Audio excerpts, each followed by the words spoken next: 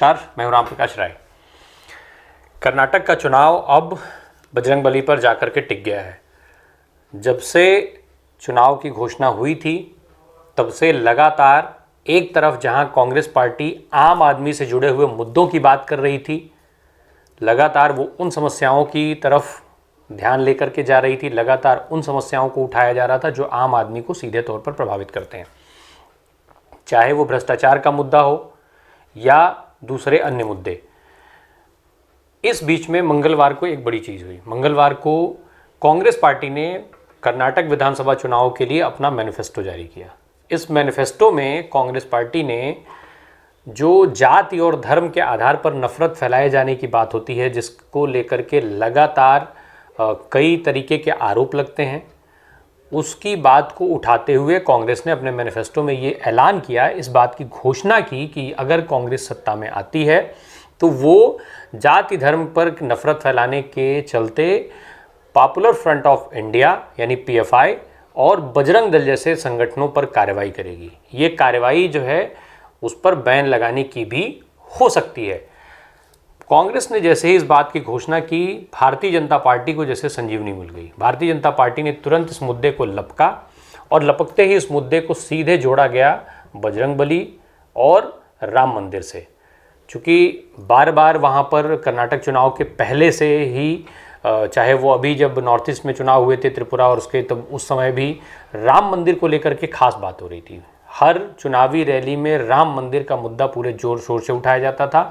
इस बात को बेहद मजबूती के साथ भारतीय जनता पार्टी के तमाम नेता रखते थे कि राम मंदिर का जो है वो निर्माण शुरू हो गया है और लोकसभा चुनाव के पहले यानी जनवरी 2024 में हर हाल में राम मंदिर की जो है वो शुरुआत हो जाएगी, उसका उद्घाटन हो जाएगा और ये सारी चीज़ें बड़े जोर शोर से उठाया जाता था। कर्नाटक चुनाव में भी अब मुद्दा जो है वो बजरंगबली के साथ साथ राम मंदिर पर आकर के टिक गया। भारतीय जनता पार्टी के तमाम बड़े नेता, चाहे वो प्रधानमंत्री नरेंद्र मोदी हों, गृह मंत्री अमित शाह हों, भाजपा के राष्ट्रीय अध्यक्ष जेपी नड्डा, इसके अलावा तमाम जो उनके प्रवक्ता हैं, नेता हैं, चाहे वो असम के मुख्यमंत्री हेमंता बिश्व शर्मा हों या फिर उनके प्रवक्ता संबित पात्रा, ये सारे लोग जो है वो कांग्रेस पार्टी के इस घोषणा को उठा करके और उसको उन्होंने बजरंगबली के साथ जोड़ा और उसके बाद उन्होंने कांग्रेस पार्टी को घेरना शुरू किया।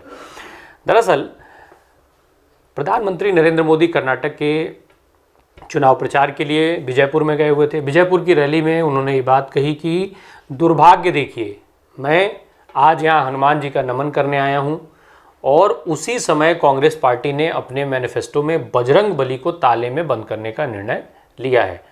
पहले श्री राम को ताले में बंद किया गया और अब जय बजरंगबली बोलने वालों को ताले में बंद करने का संकल्प लिया गया है। इस तरीके की बात करके प्रधानमंत्री ने कांग्रेस पार्टी के उस घोषणा को सीधे सीधे भगवान हनुमान से जोड़ करके रख दिया। चूँकि भगवान हनुमान भारत में एक बड़ी आस्था के केंद्र में हैं, लोगों की जो है उनके प्रति खूब आस्था देखने में मिलती है। ऐसे में भारतीय जनता पार्टी को ये मुद्दा काफ़ी सूट करने वाला था। भारतीय जनता पार्टी ने जोर शोर से बजरंग दल को सीधे सीधे भगवान हनुमान का से जोड़ करके और कांग्रेस पार्टी पर सवाल उठाए। सवाल ये उठता है कि क्या बजरंग दल को आखिर किस तरीके से भगवान हनुमान के प्रति देखा जा रहा है, किस तरीके से उसको जो उस पर बैन लगाने की बात है उसको भगवान हनुमान पर बैन लगाने से जोड़ करके देखा जा रहा है। ये कमोबेश मुद्दे जो है वो कुछ घूम फिर करके फिर वैसे ही शुरू हो गए जैसे जब हिंडनबर्ग ने खुलासा किया अडानी ग्रुप को लेकर के, तो बाद में अडानी के ऊपर बयान को जो है वो सीधे देश पर बयान माना जाने लगा। कुछ उसी तरीके की चीज़ें निकल करके आई। आपको अगर याद हो तो बजरंग दल को लेकर के पहले भी अलग अलग जगहों पर कई अलग अलग तरीके की समस्याएं उठती रही हैं। कई अलग अलग जगहों पर ऐसी घटनाएं हुई जो कहीं उससे मुस्लिम प्रभावित हुए तो कहीं हिंदू प्रभावित हुए। उत्तर प्रदेश में जो इंस्पेक्टर सुबोध का जो कांड था वो हम सबको याद होगा और उसमें बजरंग दल के नेता का नाम आया। किस तरीके से बजरंग दल के नेता को बाद में जो है एक बड़े मंच पर उसको सम्मानित किया गया। इस तरीके की सारी घटना हुई।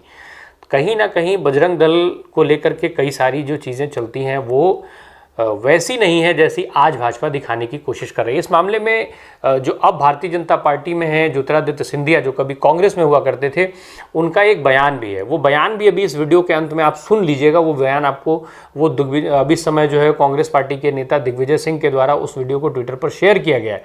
वो बयान भी अभी मैं आपको सुनवाऊंगा। दरअसल आज ज्योतिरादित्य सिंधिया भारतीय जनता पार्टी में हैं, मंत्री हैं, और आज वो बयान उनका जो है बेहद सार्थक है जो बजरंग दल को लेकर के दिया गया है। इसमें कई सारी चीज़ें खुल जाएंगी कि बजरंग दल एक्चुअल में है क्या। दरअसल बजरंग दल जो है वो 8 अक्टूबर 1984 को बना था। ये इसे कहा जाता है कि विश्व हिंदू परिषद जो है उसका यूथ विंग है।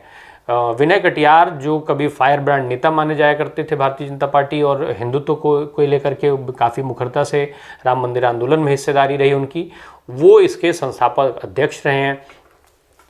उसी कॉन्सेप्ट पर इसकी विश्व हिंदू परिषद का जो है वो निर्माण हुआ था। इसने राम मंदिर आंदोलन में बढ़ चढ़ के हिस्सा लिया था।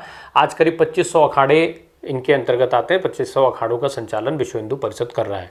कुछ वैसा ही जैसे राष्ट्रीय स्वयंसेवक संघ तमाम तरीके के कार्यक्रम करता है, और उसी तरीके का इनका जो नारा है वो भी है, जिसको ये सेवा, सुरक्षा और संस्कृति कहते हैं। बहरहाल बजरंग दल को अब सीधे सीधे भगवान हनुमान से जोड़े जाने के बाद कांग्रेस पार्टी भी आक्रामक रूप से सामने आ गई। कांग्रेस पार्टी ने न केवल प्रधानमंत्री पर सवाल उठाए बल्कि उनको माफ़ी मांगे जाने तक की बात कहनी शुरू कर दी, माफ़ी मांगने की बात शुरू की। हालांकि इन सबके बीच में जो काफ़ी महत्वपूर्ण एक बयान आता है असदुद्दीन ओवैसी का। असदुद्दीन ओवैसी भी इस समय कर्नाटक चुनाव में लगातार सक्रिय देखे जा रहे हैं। हालांकि उनके ऊपर भी कई तरीके के आरोप लगते हैं कि भाजपा की बी टीम है, जहां पर भाजपा कमज़ोर दिखती है वहां पर वोट काटने जाते हैं, ये सारी चीज़ें। पर इन सबके बीच में उनका बयान जो आता है वो बहुत महत्वपूर्ण है। बयान वो देते हैं कि 1993 में कांग्रेस ने ये ऐलान किया था कि कि वो जो बाबरी मस्जिद है वो उसको उसी जगह पर फिर से बनवाएंगे। अब उन्होंने सवाल ये उठाया कि क्या कांग्रेस ने वो मस्जिद बनवाई दोबारा? आखिर कांग्रेस जो है उसको भूल गई। अब उन्होंने साथ साथ ये भी कह दिया कि आप गलतफहमी में मत आइए, कांग्रेस को मजबूरी में वोट मत कीजिए। अरे भाई, कांग्रेस को मजबूरी में वोट मत कीजिए तो वोट भाजपा को कीजिए। अगर ऐसा बोलना है तो वो भी बोल दीजिए। हालांकि असदुद्दीन ओवैसी ने ऐसा बोला नहीं है। उन्होंने बस यही कहा है कि कांग्रेस पार्टी को मजबूरी में वोट मत कीजिए। कांग्रेस जो है ज़रूरत पड़ने पर कोई चीज़ कह देती है और फिर बाद में उसको भूल जाती है। अब कांग्रेस पार्टी की तरफ से जो उनके प्रवक्ता हैं पवन खेड़ा, उन्होंने इसको लेकर के बयान दिया। सुप्रिया सन्नीत ने बयान दिया। पवन खेड़ा ने अपने बयान के समय पर बाकायदा उन्होंने अपनी जेब से हनुमान चालीसा निकाल कर दिखाया। उन्होंने कहा कि भारतीय जनता पार्टी के जो नेता हैं वो करोड़ों हनुमान भक्तों की आस्था से खिलवाड़ कर रहे हैं, उसको तुरंत बंद करना चाहिए। वहीं इनकी तेज तर्रार जो प्रवक्ता हैं सुप्रिया सन्नीत, उन्होंने पूरा हनुमान चालीसा का बाकायदा पाठ किया। फिर उन्होंने प्रधानमंत्री नरेंद्र मोदी से अपील की कि वो हनुमान चालीसा को दोबारा पढ़ें, उसके आगे पीछे की सूक्तियाँ पढ़ें, और साथ ही साथ उन्होंने ये भी कहा कि जो बजरंग दल को बजरंग बली के भक्तों से जोड़ करके बात कही गई, वो कहीं ना कहीं बजरंग बली की तुलना जो है वो गुंडों से की गई। गुंडों से बजरंग बली को जोड़ने की जो कोशिश की गई है उसको लेकर के प्रधानमंत्री को हनुमान भक्तों से माफ़ी मांगनी चाहिए। तो अब कांग्रेस भी इस मुद्दे पर फिलहाल भारतीय जनता पार्टी के ऊपर आक्रामक दिखाई दे रही है। बहरहाल इस मुद्दे को भले ही भारतीय जनता पार्टी भुनाने में लगी हो, उतनी ही जोर शोर से कांग्रेस पार्टी अपनी बात पहुँचाने में भी लगी हुई है कर्नाटक के लोगों के बीच। अब देखना ये होगा कि इस मुद्दे को कांग्रेस कितना सही रूप में लोगों तक पहुंचा पाती है और भारतीय जनता पार्टी कैसे इसको अपने हिसाब से लोगों तक पहुंचा पाती है, और कौन इसमें ज़्यादा कामयाब हो पाता है कि लोग इसको कितना समझ पाते हैं, कैसे लेते हैं। ये मुद्दा किसके लिए फ़ायदेमंद साबित होता है और किसके लिए नुकसानदायक साबित हो पाता है। बहरहाल आप सुन लीजिए ज्योतिरादित्य सिंधिया का बजरंग दल को लेकर के दिया हुआ ये बयान कि बजरंग दल जो राष्ट्रभक्ति के भाषण देता है, उसी बजरंग दल का सदस्य इस पूरे खुफिया तंत्र का मास्टरमाइंड निकला है। और इसका सही मतलब है कि जो मुंह में राम कहते हैं और बगल में छुरी रखते हैं, इसका सबसे बेहतरीन उदाहरण यह निकला है। तीसरा शख्स है बलराम सिंह, बजरंग दल संस्था का यह सदस्य है और यह इस पूरी जासूसी नेटवर्क का पूरी तरह से मास्टरमाइंड है। सारा फंड फ्लो राशि इन जासूसों को इस शख्स के द्वारा दी जाती थी। जम्मू कश्मीर में आतंकियों को भी राशि इस शख्स के द्वारा दी जाती थी। और आईएसआई के द्वारा स्थापित बैंक अकाउंट से विदेशी मुद्रा भी इसी शख्स को दिया जाता था, जासूसों को दिया जाने के लिए। बलराम सिंह ने अनेक बजरंग दल के कार्यकर्ताओं के नाम पर अनेक खाते खोले, जिसके आधार पर आईएसआई की राशि इन जासूसों को दिया जाता है।